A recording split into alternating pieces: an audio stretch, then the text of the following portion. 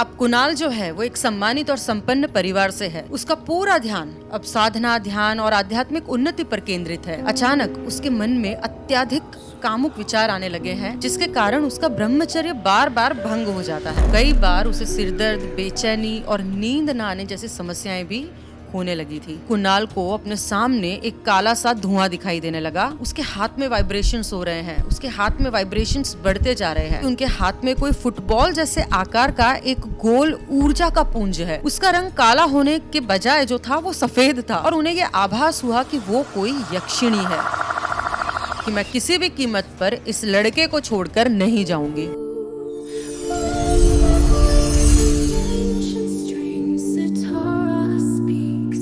Hello everyone, मैं दीप्ति शर्मा आज एक बार फिर आपके सामने हमारी नेगेटिविटी रिमूवल सीरीज के एक नए केस के साथ में हाजिर हूँ। इस केस के जरिए आज मैं आपको एक ऐसे साधक की कहानी सुनाने जा रही हूँ जो पिछले कई वर्षों से ऊपरी बाधाओं और नकारात्मक शक्तियों से जूझते हुए अपनी ध्यान साधना में लगा हुआ है। कुछ महीने पहले मुझे कुणाल नाम के एक 28 वर्षीय युवक ने अपने पास्ट लाइफ रिग्रेशन के लिए संपर्क किया था। अब कुणाल जो है वो एक सम्मानित और संपन्न परिवार से है, लेकिन उसने अपना अधिकांश सांसारिक जीवन पीछे छोड़कर एक प्रसिद्ध आध्यात्मिक संस्था के आश्रम में रहना चुना है। उसका पूरा ध्यान अब साधना, ध्यान और आध्यात्मिक उन्नति पर केंद्रित है। वो बीच बीच में अपने परिवार से मिलने जाता जरूर है, परंतु उसका मुख्य जीवन आश्रम की शांति और आध्यात्मिक वातावरण में ही बीतता है। कुणाल ने बताया कि वो पिछले 4-5 वर्षों से एक अजीब और परेशान करने वाली समस्या से गुजर रहा है। अचानक उसके मन में अत्यधिक कामुक विचार आने लगे हैं, जिसके कारण उसका ब्रह्मचर्य बार बार भंग हो जाता है। कुणाल पर इसका असर सिर्फ मानसिक ही नहीं बल्कि शारीरिक और आध्यात्मिक रूप से भी पड़ने लगा है। धीरे धीरे कुणाल को थकान, कमजोरी, एकाग्रता की कमी और ध्यान साधना में अस्थिरता महसूस होने लगी थी। उसका जो मन है वो साधना के दौरान भी बार बार भटकने लगता और उसकी ऊर्जा नीचे के चक्रों में अटक जाती थी। कई बार उसे सिरदर्द, बेचैनी और नींद न आने जैसी समस्याएं भी होने लगी थी। अब इससे भी विचित्र बात ये थी कि इन वर्षों के दौरान अचानक से कुणाल के भीतर महिलाओं के प्रति आकर्षण कम होने लगा था और उसकी जो रुचि है वो पुरुषों की ओर बढ़ने लगी थी। ये परिवर्तन उसके खुद के लिए भी बहुत असामान्य और थोड़ा सा परेशान करने वाला था। उसके अनुसार ये जो बदलाव है ना प्राकृतिक था ना सहज। उसे ये लगने लगा था कि उसकी मन की स्थिति एक अदृश्य ताकत या किसी अनजानी स्मृति से प्रभावित हो रही है। कुणाल ने शुरुआत में ही इसे अपनी किस्मत मानकर स्वीकार करने की कोशिश की, लेकिन अंततः उसने पास्ट लाइफ रिग्रेशन करवाने का निर्णय लिया ताकि वो इस समस्या की जड़ तक पहुंच सके और यदि संभव हो तो उन्हें हमेशा के लिए समाप्त कर सके। इन्हीं सवालों को ध्यान में रखकर मैंने कुणाल का पास्ट लाइफ रिग्रेशन करना शुरू किया। शुरुआत में तो ये जो सेशन था वो सही जा रहा था, लेकिन जब पूर्व जन्म देखने के लिए कुणाल के स्पिरिट गाइड को बुलाने की कोशिश की गई तो दिव्यात्मा नहीं आई, लेकिन हर तरफ अंधेरा छा गया। इस अंधेरे में कुणाल को एक अजीब सा डर महसूस होने लगा और ये देखकर मैंने PLR के दौरान एक टेक्निक यूज करके कोशिश की जिससे कि जो भी शक्ति है वो कुणाल को उसका पूर्व जन्म देखने के लिए रोक रही थी वो शक्ति सामने आए। और ऐसा करते ही कुणाल को अपने सामने एक काला सा धुआं दिखाई देने लगा और उसके पूरे शरीर में कुछ अजीब से वाइब्रेशन होने लगे। अचानक से कुणाल के शरीर में ये वाइब्रेशन बहुत ज्यादा बढ़ गए और कुणाल बहुत ज्यादा घबरा गया। कुणाल को इतना ज्यादा घबराते देख के मैंने PLR का सेशन वहीं पे ही समाप्त कर दिया और कुणाल को थोड़ा सा नॉर्मल होने का टाइम दिया। कुणाल मेरा पहला ऐसा केस था जहाँ पे मैंने इतना स्ट्रॉन्ग किसी को डरते हुए देखा था। हालांकि पास्ट लाइफ रिग्रेशन में डरने की कोई ज़रूरत नहीं होती है, कोई भी जो एंटिटी है वो आप पे हावी नहीं हो सकती, लेकिन कुणाल उस टाइम पे बहुत ज़्यादा घबरा गया था। कुणाल एक नेगेटिव एंटिटी से पीड़ित था और ये बात तो वो खुद भी समझ चुका था। वो नेगेटिव एंटिटी अपने असली रूप में कुणाल के सामने तो नहीं आई, पर जो कुछ कुणाल ने खुद ने देखा और अनुभव किया वो ये साबित करने के लिए काफी था। कुणाल ने इससे पहले कभी भी ये नहीं सोचा था कि उसके ऊपर किसी नेगेटिव एंटिटी का प्रभाव भी होगा, पर अब उसकी सबसे बड़ी चिंता इसी विषय पे थी। कुणाल ने अपनी इस चिंता के बारे में मुझसे डिस्कस किया और कहा कि किसी भी कीमत पर वो इस एंटिटी से छुटकारा पाना चाहता है। और अब तक मैं ये निष्कर्ष भी निकाल चुकी थी कि ये केस जो है वो शिवदास जी को ही देखना चाहिए। तो मैंने शिवदास जी से बात की और उन्हें कुणाल के विषय में सब कुछ बताया। तो शिवदास जी ने कहा कि कोई चिंता की बात नहीं है, कुणाल उस एंटिटी से मुक्त हो जाएगा और सामान्य जीवन भी जी पाएगा। इसके बाद कुणाल और शिवदास जी ने आपस में फ़ोन पर बात की और फ़ोन पर कुणाल ने शिवदास जी को ये सारी दिक्कत जो उसको हो रही थी, जो उसने पहले मुझसे डिस्कस की थी, और साथ में ही जो उसका पीएलआर का एक्सपीरियंस था उस बारे में बताया। नमस्ते।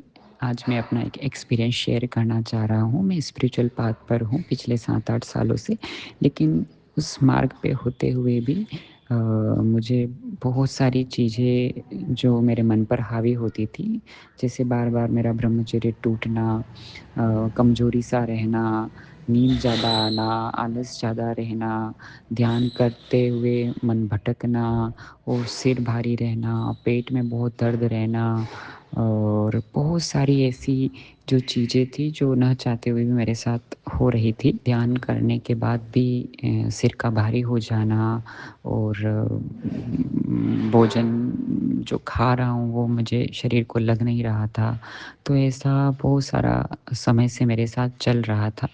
तो मैंने सोचा मैं एक अपना ऑरा चेक करवाता हूँ कि मुझे क्यों ये प्रॉब्लम्स हो रही है। तो मैंने कहीं से ऑरा चेक करवाया तो उसमें मुझे पता चला कि मुझे कोई एक नेगेटिविटी है जो मुझसे अटैच है और उसके कारण ये सब हो रहा है। लेकिन उस समय मैंने विश्वास नहीं किया और मैं आगे बढ़ता रहा।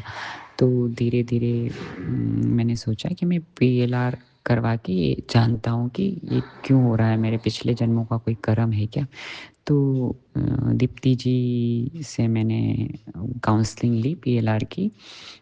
अचानक से एक एनर्जी ने मुझ पर अटैक किया, लाइक जैसे मेरे दोनों हाथों में झनझनाहट सी होने लगी, हाथ-पैर सुन्न पड़ गए और मेरे आँखों से आँसू आने लग गए, श्वास फूल गई।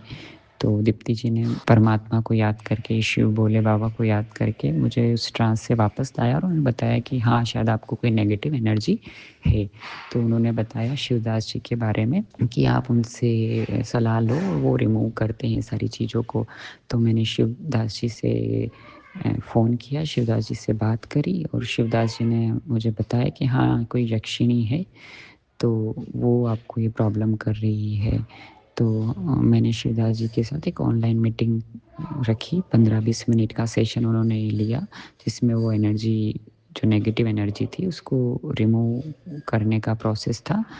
तो हमने वो ऑनलाइन मीटिंग ली, तो शिवदास जी ने वो उस नेगेटिव एंटिटी को मुझसे हटाया अपनी सिद्धियों से, अपनी शक्तियों से और बाद में भी कुछ रेमेडीज़ दी करने के लिए कि आप ये रेमेडीज़ करो तो आपको और बेटर फ़ील होगा। तो जैसे मैंने वो रेमेडीज़ चालू करी विदिन 7 टू 15 डेज़ मुझे पॉज़िटिविटी दिखने लगी। मेरे अंदर पॉज़िटिविटी आई, आलस्य ख़त्म हुआ, अर्जेज़ जो आती थी बार-बार वो बहुत हद तक कम हुई और बहुत सारी मतलब अच्छा फ़ील होने लग गया। तो इस तरह से शिवदास जी से मैं कुछ समय तक राय लेता रहता था और वो भी मुझे हेल्प करते थे। तो इस तरह से मैं वापस अपने स्पिरिचुअल पाथ पे आगे बढ़ रहा हूँ। शिवदास जी ने मेरी हेल्प करी, दीप्ति जी ने मेरी हेल्प करी, तो इनका बहुत-बहुत शुक्रिया, शुक्रिया। फोन पर बात करने के दौरान शिवदास जी ने कुणाल से काफी सारे सवाल पूछे और काफी सारे सिम्टम्स जो हैं वो कुणाल से चेक किए, जैसे कि क्या उसको थकान महसूस होती है, क्या वो पूजा पाठ या ध्यान साधना नहीं कर पाता है, क्या उसे सुबह उठते ही नींद आनी शुरू हो जाती है, और भी बहुत कुछ। कुणाल ने शिवदास जी के सारे सवालों का जवाब दिया और सारे सिम्टम्स के बारे में भी बताया। कुणाल लगातार शिवदास जी से फोन पर बात करता रहता था, पर बात करते करते वो ज्यादा डरता भी था और घबरा भी रहा था। बार बार वो शिवदास जी को बस यही बोले जा रहा था कि उसके हाथ में वाइब्रेशंस हो रहे हैं, उसके हाथ में वाइब्रेशंस बढ़ते जा रहे हैं, और बस इसी तरह की बातें वो लगातार रिपीट कर रहा था।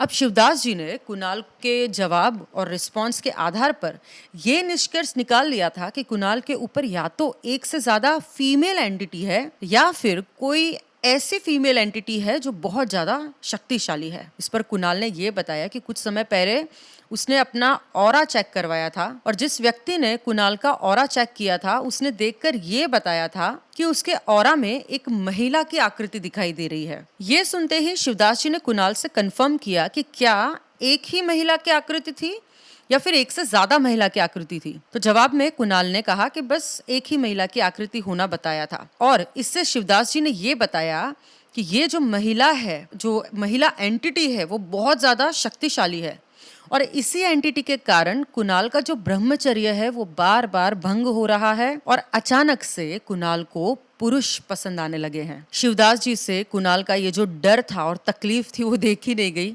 इसलिए उन्होंने सोचा कि कुणाल की पीड़ा का तत्काल समाधान करना चाहिए। तब तक शिवदास जी ने कुणाल को कभी देखा भी नहीं था और ना तो उसकी कोई तस्वीर देखी थी। बस इसी प्रकार फोन पर बात करते हुए कुणाल की आवाज ही सुनी थी। शिवदास जी ने सोचा कि क्यों ना अब की बार एक नया एक्सपेरिमेंट किया जाए और कोशिश की जाए कि क्या सिर्फ आवाज और व्यक्ति के नाम के आधार पर सूक्ष्म रूप में उस तक पहुंचा जा सकता है। तो शिवदास जी ने फोन पर बात करते करते ही कुणाल को कहा कि 1 मिनट रुको, और शिवदास जी ने तुरंत फोन पर ही बात करते हुए ध्यान लगाया और ध्यान लगाकर सूक्ष्म रूप में कुणाल के पास पहुंच गए। अब शिवदास जी ने अपने सूक्ष्म शरीर के हाथ से कुणाल के सूक्ष्म शरीर के अंदर झपट्टा मारा और उस एंटिटी को पकड़ने की कोशिश की, पर वो एंटिटी जो थी वो पकड़ में आ ही नहीं रही थी। इसलिए शिवदास जी ने अपने सूक्ष्म शरीर का आकार इतना बड़ा कर लिया कि उनके जो हाथ है उसका पंजा कुणाल के कंधों से लेकर कुणाल के घुटनों तक आने लगा। और इसके बाद शिवदास जी ने अपने सीधे हाथ से कुणाल के सूक्ष्म शरीर पर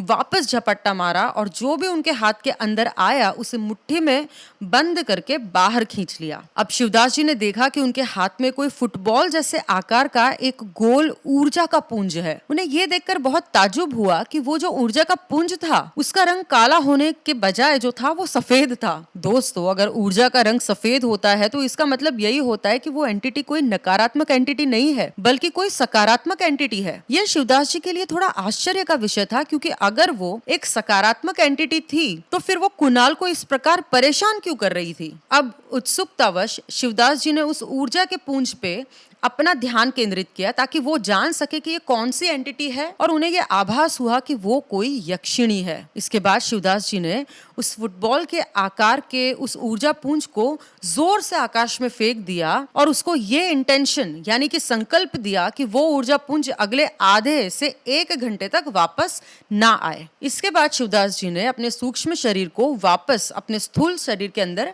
समाहित कर लिया और कुणाल से पूछा कि क्या आपके हाथ के वाइब्रेशन अब रुक गए हैं। तो कुणाल ने अपनी सहमति दी और कहा कि हाँ, मेरे हाथ के जो वाइब्रेशंस हैं वो अब रुक गए हैं। और फिर शिवदास जी ने कहा कि आपके पास आधे से 1 घंटा है, इस टाइम के अंदर एक लहसुन का इंतजाम करो और लहसुन की सिर्फ एक कली अपने शरीर पर कहीं भी बांध लो।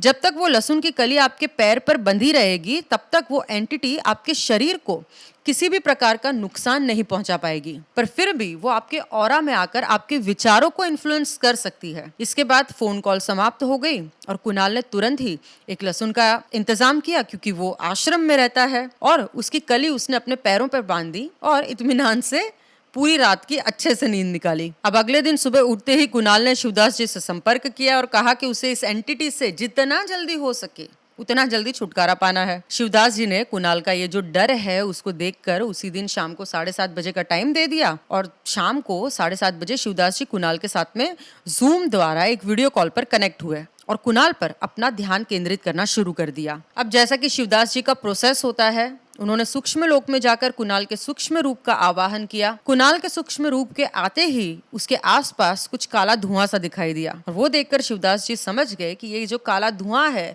वो वही एंटिटी है जो अपने आप को कहीं पे छुपा रही है। शिवदास जी ने एक विधि की और आवाहन किया कि वो उस एंटिटी को एकदम क्लियर देखना चाहते हैं और वो एंटिटी उनके सामने अपने असली रूप में प्रकट हो। और ये कहते ही जैसे सीन बदल गया और शिवदास जी एक बहुत ही सुंदर गार्डन में पहुंच गए और इस गार्डन में हर तरफ हरियाली थी, बहुत सारी रोशनी थी और सुंदर सुंदर पेड़ पौधे थे और उन्होंने एक बहुत ही सुंदर औरत को खड़े हुए देखा। शिवदास जी ने ये देखा कि वो औरत बहुत ही गोरी और सुंदर थी। उसने बंधेज की साड़ी पहन रखी थी और हल्का सा जो पल्लू था वो भी लगा रखा था और बहुत ही हैवी गोल्डन ज्वेलरी पहन रखी थी। जब से शिवदास जी का नेगेटिव एंटिटी से सामना होना शुरू हुआ है, उन्होंने ऐसा कभी भी नहीं देखा कि उन्हें हर तरफ सकारात्मक माहौल महसूस हुआ और वो औरत भी दिव्यता से भरपूर लग रही थी।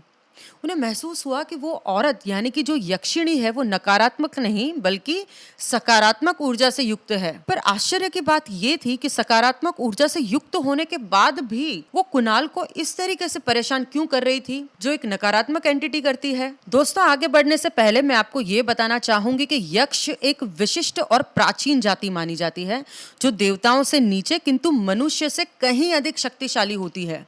इन यक्षों की स्त्री जो है उनको यक्षिणी कहा जाता है। आम धारणा यह है कि यक्षिणियां भूत प्रेत या नकारात्मक शक्तियों से जुड़ी होती है, लेकिन ये पूरी तरीके से गलत धारणा है। वास्तव में यक्षिणियां एक स्वतंत्र और दिव्य जाति की होती है जो देखने में अप्सराओं जैसी लगती है, पर दोनों में मूलभूत अंतर होता है। यक्षिणियां अत्यंत सुंदर, आकर्षक और दिव्य आभा वाली होती है। इनके शरीर से अलौकिक तेज झलकता है, साथ ही इनमें एक प्रकार की आध्यात्मिक और रहस्यमय शक्तियां भी होती है। शास्त्रों में अधिकतर यक्षिणियों को दयालु, सहयोगी और मनुष्यों की मदद करने वाली बताया गया है। वे सभी भक्तों की मनोकामनाएं पूर्ण करती है और कई बार साधकों की रक्षक भी बन जाती है। लेकिन हमारे ग्रंथों में कुछ क्रूर और नकारात्मक प्रवृत्ति वाली यक्षिणियों का भी उल्लेख मिलता है जो अत्यंत शक्तिशाली होते हुए भी भयावह रूप धारण कर लेती है और मनुष्यों को कष्ट पहुंचाती है। जहां तक उनके निवास की बात है, यक्षिणियां पृथ्वी, पाताल या अन्य लोकों में कहीं भी रह सकती है, पर पृथ्वी पर उनका जो विशेष लगाव है वो अशोक वृक्षों से बताया गया है। ऐसा माना जाता है कि यक्षिणियों का निवास अशोक वृक्षों पर या उनके नीचे होता है, इसीलिए रात्रि के समय अशोक वृक्ष के निकट जाने की मनाही की गई है। इसके अलावा वो पर्वतों, नदियों, झरनों, वन क्षेत्रों और पत्थरों में भी वास करती है। उन्हें एकांत प्रिय और रहस्यमयी जीवन पसंद होता है, इसलिए वो सामान्यतः मनुष्यों के संपर्क में नहीं आती है। रामायण के बाल कांड के 24वें और 25वें सर्ग में भी यक्षिणियों का उल्लेख मिलता है। महर्षि विश्वामित्र भगवान श्री राम को ये बताते हैं कि ताड़का जो बाद में राक्षसी बनी वास्तव में सुकेतु नामक यक्ष की पुत्री थी। उसमें 1000 हाथियों का बल था और उसका आकार लगभग 1.5 योजन मतलब कि 6 कोस तक फैला हुआ था। वो मूल रूप से अत्यंत सुंदर यक्षिणी थी, किंतु महर्षि अगस्त्य के श्राप से वो यक्षिणी बन गई थी। यक्षिणियों की उत्पत्ति के बारे में बहुत सी कथाएं हैं। उनमें से एक प्रसिद्ध कथा इस प्रकार है कि जब माता पार्वती भगवान शिव को पति के रूप में पाने के लिए उनकी सेवा कर रही थी, तब कामदेव ने देवराज इंद्र के कहने पर महादेव पर काम बाण चलाने से पहले माता पार्वती पर भी काम बाण चलाया था। इस पर माता को क्रोध तो बहुत आया, किंतु उन्होंने कामदेव को क्षमा कर दिया क्योंकि उनका जो उद्देश्य था वो देव कार्य था। जब कामदेव ने महादेव पर बाण चलाया तब शिवजी के तीसरे नेत्र की ज्वाला से कामदेव भस्म हो गए। उसी समय माता पार्वती तपस्या में लीन थी, इसलिए उनके भीतर उत्पन्न हुआ काम भाव उन्होंने दबा तो दिया, परंतु वो जो ऊर्जा थी वो उनके मस्तिष्क के पसीने के रूप में बाहर निकल आई। उसी पसीने को माता ने पोंछकर फेंक दिया जो भूमि, पृथ्वी, आकाश और अन्य लोकों में जाकर गिरा। जहां जहां भी माता का स्वेद गिरा वहां से एक एक यक्षिणी का जन्म हुआ और इसी कारण सभी यक्षिणियां माता पार्वती के तेज से उत्पन्न मानी जाती है। वो सदा महादेव तथा महादेवी की सेवा में रहती है और असाधारण शक्तिशाली होती है। तो अब हम वापस लौटेंगे कुणाल के केस पर। यह सब देखकर शिवदास जी ने ये सोचा कि इस यक्षिणी के ऊपर दिव्यास्त्रों का उपयोग तो नहीं करना चाहिए, बल्कि पहले इस मामले की तह तक जाकर समझना चाहिए कि आखिर ऐसा हुआ क्यों। इसलिए उन्होंने हाथ जोड़कर उस यक्षिणी से पूछा कि हे माता, आप कुणाल को क्यों परेशान कर रहे हो? कुणाल ने आपका क्या बिगाड़ा है? इसके जवाब में यक्षिणी ने शिवदास जी को एक सीन दिखाया कि करीब 5 वर्ष पूर्व कुणाल कोई फंक्शन अटेंड करने के लिए किसी दूसरे शहर में गया था जो किसी बंगले के गार्डन में था। कुणाल को उस फंक्शन के बीच में टॉयलेट जाना पड़ा और इसलिए कुणाल उस गार्डन से बाहर निकलकर गार्डन के पीछे की तरफ आया जहां पर बहुत सारे पेड़ थे। उसमें से एक पेड़ के ऊपर कुणाल ने टॉयलेट किया। सब कुछ नॉर्मल सा लग रहा था, लेकिन उसी टाइम शिवदास जी को उस पेड़ की एक डाल दिखाई दी जिस पर ये जो यक्षिणी थी वो अजीब तरीके से लटकी हुई थी। देखकर ऐसा लग रहा था जैसे ये यक्षिणी अपने हाथों से डाल पर लटकी हुई हो। यक्षिणियों का स्वभाव आधार पर शिवदास जी को लगा कि संभवतः वो अशोक का ही पेड़ होगा। इसके बाद शिवदास जी ने उस यक्षिणी से पूछा कि हे माता, आपने कुणाल का क्या क्या नुकसान किया है, उसे किस तरीके से हानि पहुंचाई है, कृपा करके मुझे बताओ। इसके जवाब में यक्षिणी ने जो कुछ भी उन्हें बताया उसमें अधिकतर चीजें जो कुणाल था वो बता चुका था। कुछ छोटी छोटी नई चीजें भी यक्षिणी ने उन्हें बताई। जैसे उनमें से एक ये थी, शिवदास जी को कुणाल एक पलंग पर सोते हुए दिखा और कुणाल के उल्टे हाथ के ऊपर की तरफ पीने का पानी भी पड़ा हुआ था। उन्हें यह भी पता चला कि वो यक्षिणी कुणाल को सोने नहीं देती और रात में बार बार कुणाल की नींद खुलती है। शिवदास जी ने ये सारी चीजें कुणाल से कंफर्म की और उसकी सहमति के बाद में शिवदास जी को ये यकीन हो गया कि स्कैनिंग एकदम सही तरीके से हुई है, क्योंकि ये सारी जो बातें थी वो तो उन्हें यक्षिणी से पता चल रही थी। दोस्तों, हम जब किसी की भी नेगेटिविटी स्कैनिंग करते हैं तो अपनी तरफ से पूरी सावधानी रखते हैं और वेरीफाई भी करते हैं कि स्कैनिंग सही तरीके से हुई है या नहीं। ये पक्का करने का कि स्कैनिंग में जो भी कुछ दिख रहा है वो सही है या नहीं, उसका सबसे प्रभावी तरीका यही होता है कि एंटिटी से सिम्टम्स पूछकर क्लाइंट से कंफर्म किया जाए। क्लाइंट के बारे में ऐसी बातें जो हमें मालूम ही नहीं है, किसी ने भी नहीं बताई है, वो सब क्लाइंट से कंफर्म करने से स्कैनिंग के रिजल्ट वेरीफाई हो जाते हैं। हालांकि अगर स्कैनिंग गलत भी होती है तो नेगेटिविटी रिमूव करने में हमें कोई परेशानी नहीं होती है, क्योंकि ये दोनों अलग अलग चीज हैं। अब शिवदास जी सारा मामला समझ चुके थे।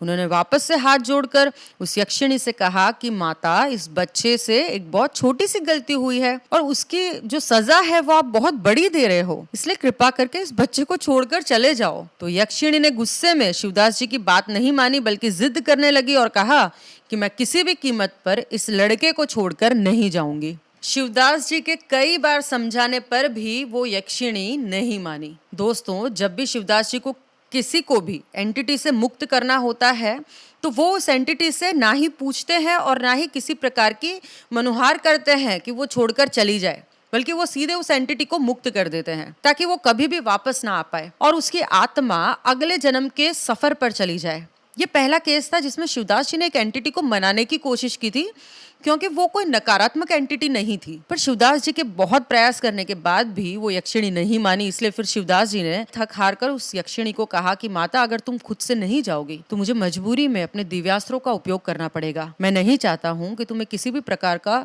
कोई भी नुकसान हो, हानि पहुंचे, लेकिन अगर तुम नहीं मानोगी तो मजबूरी में मुझे ये कदम उठाना पड़ेगा। ये सब बोलने के बाद भी यक्षिणी को कोई फर्क नहीं पड़ा। अब शिवदास जी के पास में उस यक्षिणी को मुक्त करने के अलावा और कोई चारा भी नहीं बचा था। शिवदास जी बहुत से तरीकों से एंटिटी को मुक्त करते हैं, जिनमें से एक तरीका ये भी है कि वो किसी भी एंटिटी पर अपना ध्यान केंद्रित करते हैं और संकल्प करते हैं कि वो एंटिटी मुक्त हो जाए। संकल्प करने के साथ वो अपने हाथों से एक चुटकी बजाते हैं और वो एंटिटी मुक्त हो जाती है। हालांकि इस तरीके से मुक्त करने में शिवदास जी का थोड़ा सा तपोबल खर्च होता है, लेकिन इस केस में शिवदास जी को लगा कि सही तरीका अपनाना चाहिए ताकि यक्षिणी को कम से कम तकलीफ हो। तो ये सोचकर शिवदास जी ने यक्षिणी को मुक्त करने का संकल्प किया और चुटकी बजा दी, परंतु उन्हें ये देखकर आश्चर्य हुआ कि वो यक्षिणी मुक्त नहीं हुई है। शिवदास जी ने इस तरीके से कई प्रेतों और चुड़ैलों को इकट्ठा मुक्त कर रखा था, लेकिन यक्षिणी के मुक्त ना होने का मतलब यही था कि वो बहुत ज्यादा शक्तिशाली थी। अब शिवदास जी के पास और कोई रास्ता था नहीं, इसलिए उन्होंने मजबूरी में दिव्यास्त्रों का आवाहन किया। जनरली शिवदास जी दिव्यास्त्रों से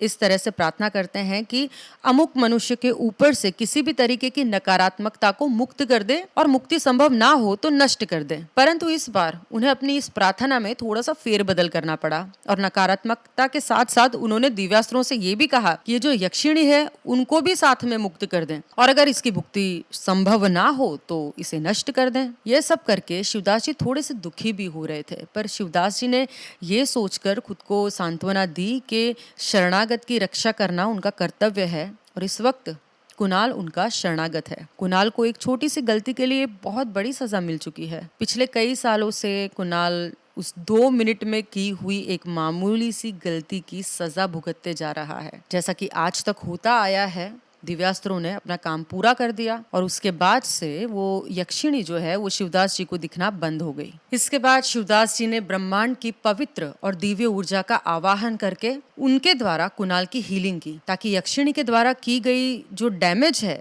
जितना भी संभव हो सके उतना ठीक हो जाए। शिवदास जी ये देखकर ताजुब में थे कि जब कुणाल की हीलिंग हो रही थी तो कुणाल को बकायदा महसूस हो रहा था कि उसके सहस्त्रार चक्र से उसके ऊपर ऊर्जा बरस रही है। कुणाल को संभवतः इसलिए ये सब महसूस हो रहा था क्योंकि वो खुद भी एक साधक है जो लंबे समय से ध्यान साधना में लगा हुआ है। अब सारा काम पूरा हो चुका था, इसलिए शिवदास जी ने अपने स्थूल शरीर में वो वापस आ गए और उन्होंने कुणाल को बता दिया कि उसके ऊपर से अब यक्षिणी का साया जो है वो हट चुका है, वो अब किसी भी तरीके की नकारात्मक शक्तियों से मुक्त है। कुणाल सारी बातें जानने के बाद बहुत ही खुश था। अब टाइम था पोस्ट एंटिटी रिमूवल ट्रीटमेंट का। शिवदास जी ने कुणाल को ये बताया कि तुम्हें यक्षिणी से छुटकारा तो मिल गया है, लेकिन अभी भी तुम्हारी सारी मुसीबतें खत्म नहीं हुई है। उस यक्षिणी ने तुम्हारे साथ रहते हुए तुम्हारे शरीर में जो भी प्रॉब्लम्स पैदा की है, उसके कारण तुम्हारे सूक्ष्म शरीर में मलिनता पैदा हुई है। यक्षिणी तो अब चली गई है, पर अब इस मलिनता के कारण तुम्हारा ब्रह्मचर्य जो है वो बार बार भंग होगा, और जितनी बार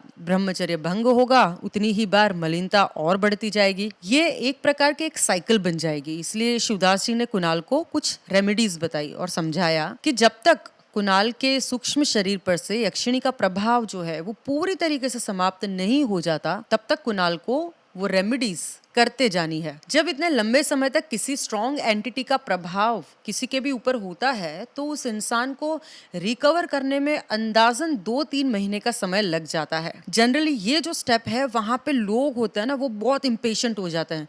उनको ये होता है कि बस 2-3 दिन में पता लग जाना चाहिए, लेकिन हीलिंग में टाइम लगता है। पर क्योंकि कुणाल खुद भी एक अच्छा साधक था, इसलिए कुणाल ने सिर्फ 1-2 हफ्ते में ही पूरी रिकवरी कर ली। 2 हफ्ते के अंदर ही कुणाल का ब्रह्मचर्य टिकने लगा था। उसके शरीर से जो सारी थकान थी वो धीरे धीरे गायब हो रही थी, और उसके शरीर में जो भी तकलीफ उस एंटिटी के कारण हुई थी वो सारी समाप्त हो गई थी। इसके अलावा शिवदास जी ने कुणाल को एक बोनस और दिया, और वो बोनस ये था कि पिछले 5-6 साल से कुणाल की जितनी भी ऊर्जा उस यक्षिणी द्वारा चोरी की गई थी, वो सारी की सारी ऊर्जा शिवदास जी ने संकल्प के माध्यम से कुणाल को वापस दिलवा दी। परंतु अचानक से इतनी ज्यादा ऊर्जा होने के कारण कुणाल का जो शरीर था उसे आसानी से संभाल नहीं पा रहा था। इस कारण शिवदास जी ने कुछ रेमेडीज और बताई जिससे कि कुणाल उस ऊर्जा को संभाल सके। दोस्तों, वो दिन है और आज का दिन है। कुणाल बहुत खुश है और एक सामान्य जीवन बिता रहा है, अपनी साधना में दिन प्रतिदिन तरक्की कर रहा है। लेकिन एक चीज यहाँ पे समझनी बहुत जरूरी है। हम हमेशा ये सोचते हैं कि कोई और आके हमारा उद्धार कर देगा, लेकिन जब आप पूरी तरीके से तैयार नहीं है, आप पूरी तरीके से अपने एफर्ट्स नहीं डालते जिस चीज में, तो आपको कोई ठीक नहीं कर सकता। एंटिटी रिमूव करने के बाद में आपको जो रेमेडीज दी गई होती है उसको आपको बहुत ध्यान से करना होता है। अगर आपके आसपास भी कोई ऐसा इंसान है जिसके साथ इस तरीके की प्रॉब्लम हो रही है और जो इसे अपनी किस्मत मानकर बैठ चुका है, अगर आप उसकी मदद करना चाहते हैं तो उनका हाथ थामिए और उन्हें सीधे सितारा स्पीक्स तक पहुंचने में उसकी मदद कीजिए। कभी कभी ईश्वर हमें किसी की मदद करने का माध्यम बनाते हैं, और किसी की जिंदगी को अंधकार से बाहर निकालना ही सबसे बड़ी सेवा। शायद यही कर्म आपके जीवन का सबसे बड़ा पुण्य बन जाए। सितारा स्पीक्स के अगले एपिसोड तक के लिए आप अपना ख्याल रखिए। अगर वीडियो पसंद आया है तो वीडियो को लाइक कीजिए, चैनल को सब्सक्राइब कीजिए, और सबसे जरूरी बात, stay tuned with Sitara speaks.